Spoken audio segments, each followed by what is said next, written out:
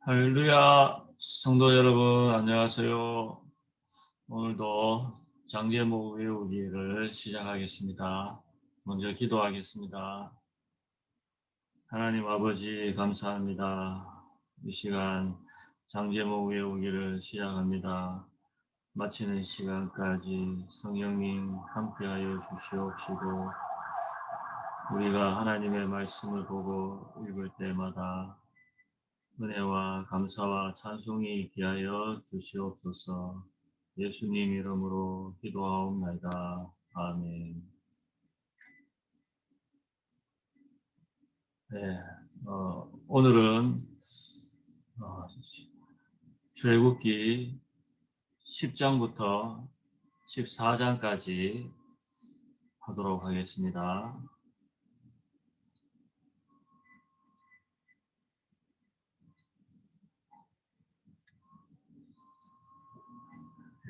지난 시간 9장까지 있는데 오늘은 10장부터 14장까지 해보도록 하겠습니다. 먼저 10장은 메뚜기 흑암, 11장은 장자예고, 12장은 유월절 제정, 장자 죽음, 떠남, 유월절 규례, 13장은 초태생 구별, 구름기둥, 불기둥, 14장은 애국 군대의 추격, 홍해가 갈라짐.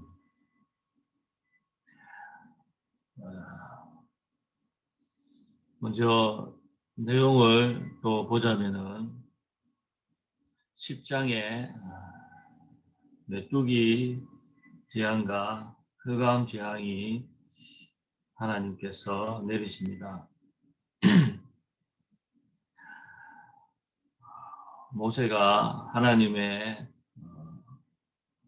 말씀을 또 듣고 바로에게 가서 내 백성을 내보내라 라고 합니다. 그러나 또 바로가 마음이 완악해져서 보내지 않았고, 그래서 하나님은 이제 9번째, 8번째 재앙이죠. 메뚜기 재앙을 일으키시는데, 내일 메뚜기를 내 경내에 들어가게 하겠다라고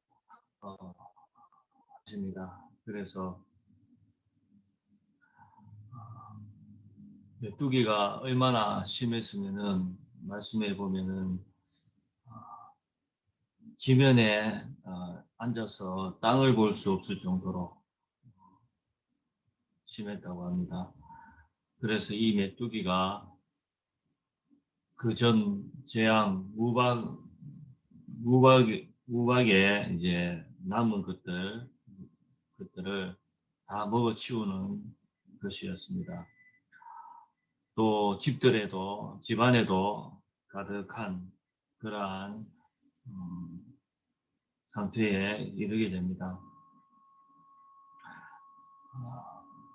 그래서 보면 이제 이 재앙을 보고는 바로가 모세를 이제 불러서 남자 장정만 가라고 그렇게 얘기를 합니다.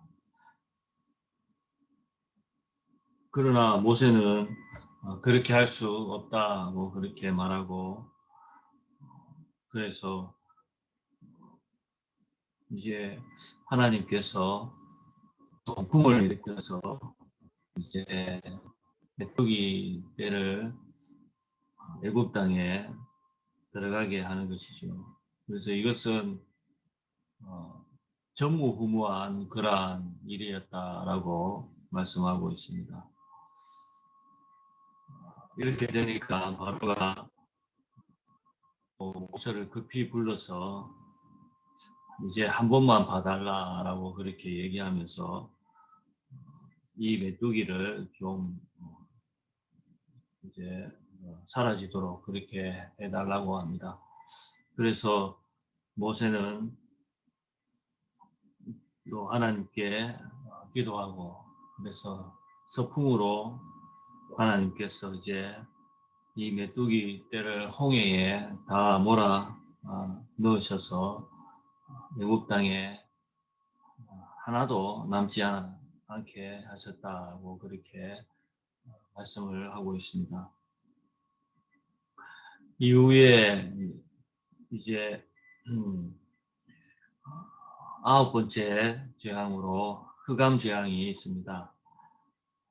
이 흑암은 더듬을 만한 흑암이었다고 말하고 있습니다. 그래서 그렇게 매우 어두운 것이죠. 그래서 사람이 어느 정도 좀 보이고 하면은 뭐 이렇게 그럴 수도 있고 한데, 전혀 이제 이 흑암이 깊었기 때문에 사람이 손으로 이렇게 한 치 앞을 잘 보지 못하고 더듬어야 되는 그러한 상태에 있었습니다. 3일 동안 이 흑암이 있었다고 합니다. 그런데 이스라엘 자손들이 사는 땅에는 빛이 있었다라고 말씀합니다. 그러니까 바로가 또 모세와 아론을 불러서, 그러면 양과 소는 놔두고 그렇게 가라라고 하니까 모세는 그것도 안 된다라고 했습니다. 그러니까 바로가 이제 다시 내 얼굴을 보지 말라, 보는 날에는 죽으리라라고 하는데, 모세도 다시 안 보겠다라고 하면서 그렇게 나옵니다. 다음으로 12장에 보면은 이제 장자 죽음의 예고입니다. 하나님께서 이제 이 마지막 재앙, 이 마지막 재앙으로 인해서 이제 바로가 보낼 텐데, 그때 이스라엘 백성은 애굽 사람들에게 은금 폐물을 구하라라고 하십니다. 그리고 이 장자의 죽음, 이 재앙은 모든 처음 난 것은 다 이렇게 죽게 되는 것입니다. 사람뿐만 아니라 가축의 처음 난 것까지도 죽는다라고 하셨습니다. 그러면서 이렇게 모세가 애굽 그 바로에게 경고를, 장자의 죽음을 예고를 합니다. 그러면서 당신의 신하들이 내게 절하면서 부탁해야 나갈 것이다 라고 그렇게 얘기를 합니다. 12장은 6월절 제정을 하게 되는데, 하나님께서는 이 달을 해의 첫 달이 되게 하고, 바로 이달 10일에 어린 양을 제하라 하십니다. 이 어린 양은 흙먹고 1년 된 수컷입니다. 10일에 어린 양을 제하여서 14일까지 간직하였다가 해질 때에 잡는 것입니다. 그리고 그 피를 문설주와 임방에 뿌리게 되는 것입니다. 또 그 고기는 불에 구워 무교병과 쓴나물과 아울러 먹으라 하시고,